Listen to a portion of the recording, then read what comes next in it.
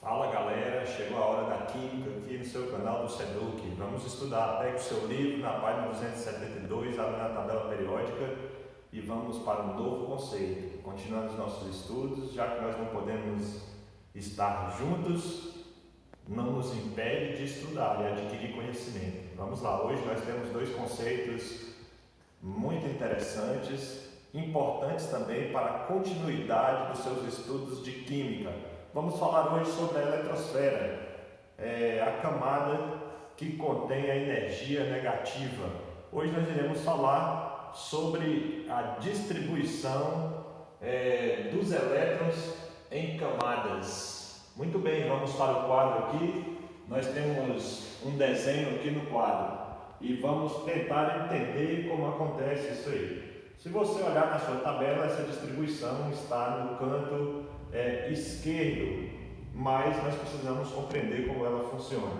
Muito bem, todo elemento, nós temos aqui o exemplo de 3 elementos da tabela periódica, o carbono, aqui está o número Z, que também é o número de prótons e de elétrons, uma vez que o número de prótons é igual ao número de elétrons. Esse desenho aqui está relacionado apenas com a eletrosfera. Essa aqui é a eletrosfera atômica.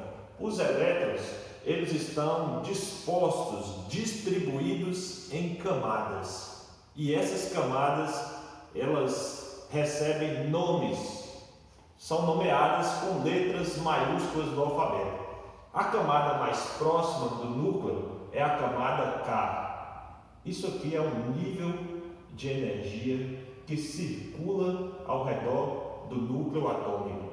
Tá? Aqui na camada K, a capacidade da camada K é de apenas 2 elétrons.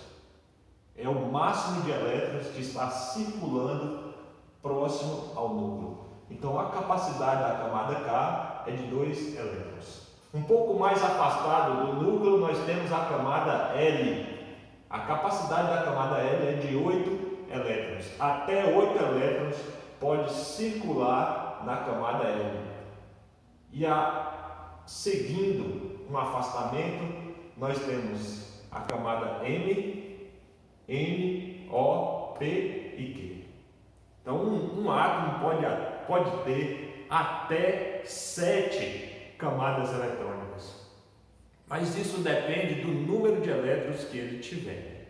Se ele tem muitos elétrons, esses elétrons vão sendo distribuídos nas camadas, podendo chegar até a 7ª camada.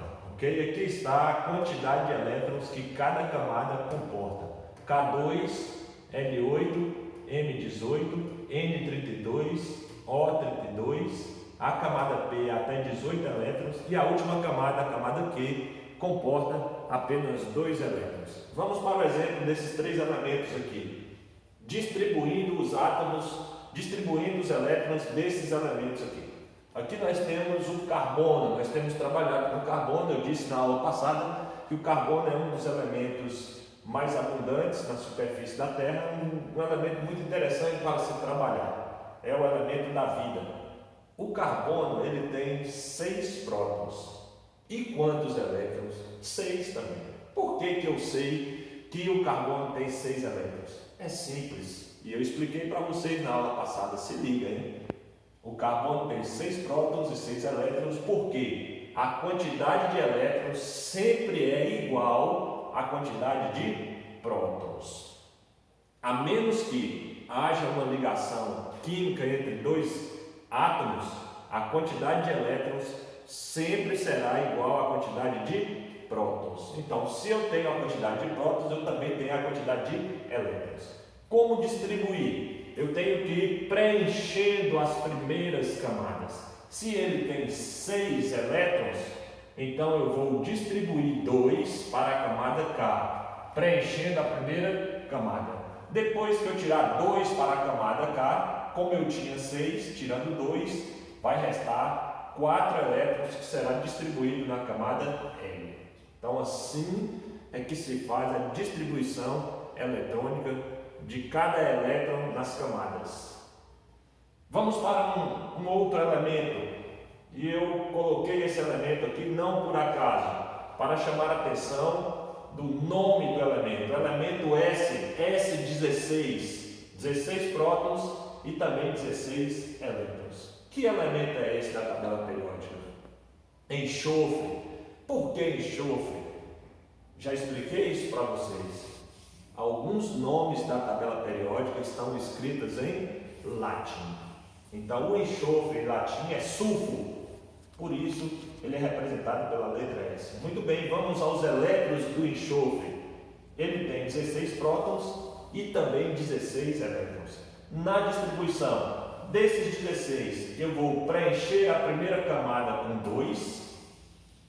Depois eu vou preencher a segunda camada com 8, sobrando 6 para a terceira camada. Isso aqui vai dar um total dos 16 elétrons que o enxofre possui.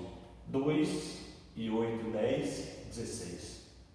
Porém, nós temos aqui uma peculiaridade da tabela periódica. Nem sempre vai seguir essa regra de apenas distribuir. Nós temos também que levar em consideração outro conceito, que eu vou explicar aqui agora. Para isso eu peguei como exemplo o elemento cálcio, Ca20. Se ele tem 20 prótons, 20 elétrons. Como distribuir esses 20 elétrons do elemento cálcio? Primeiro eu vou seguir a regra. 2 para a primeira camada, 8 para a segunda camada.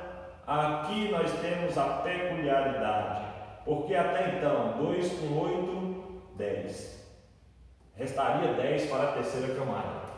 A camada 10 poderia comportar, a camada M poderia comportar os 10 elétrons, mas nós temos que levar em consideração a posição que o elemento ocupa na tabela periódica. Então, eu não posso colocar esses 10 na camada M. Nós temos que levar em consideração um outro conceito que vai ser objeto de uma pesquisa que vocês vão fazer, chamado princípio do octeto, que diz que cada elemento não pode ter mais do que 8 na última camada. Então, nunca você poderia colocar 10 na última camada de um elemento. Por isso, nós temos que distribuir K2, L8, M8, restando M2. Por que M2? Porque ele ocupa uma posição na tabela periódica que diz que ele tem 4 camadas. Ok? Muito bem. Essas dúvidas podem ser sanadas. Se houver dúvidas na explicação, nós podemos estar discutindo nos grupos, nós podemos também estar assistindo outras videoaulas para ampliar o nosso conhecimento. Essa aqui é a distribuição eletrônica. Ela é muito importante para os assuntos que nós iremos continuar estudando. Nas próximas aulas nós iremos falar sobre ligação química. E eu quero adiantar para vocês. Um elemento se liga ao outro elemento para formar as moléculas através da eletrosfera. Por isso é essencial você compreender essa distribuição eletrônica. Ok? Estou à disposição, nós podemos estar discutindo o assunto nos grupos, ok? Vamos para o próximo aqui. O próximo conceito será estudado nesta manhã. Para isso nós temos aqui um modelo da tabela periódica. Quero falar um pouco sobre a tabela periódica. A tabela periódica é uma forma de organização dos elementos químicos. Aliás, o ano de 2019 foi considerado o ano da tabela periódica, porque ela estava completando 150 anos desse modelo de tabela periódica, cujo primeiro modelo foi estabelecido por Mendeleev em 1869. Ele foi um notável cientista que organizou a tabela periódica nesses modelos. O interessante é que nessa época não havia todos os elementos, nem todos haviam sido descobertos.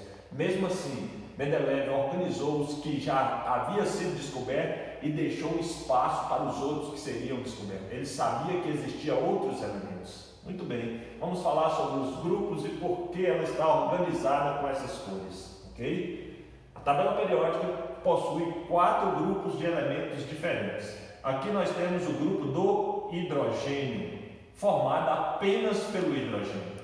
Por quê? Esse é um elemento extraordinário, diferente de todos os outros que não possuem características idênticas aos outros.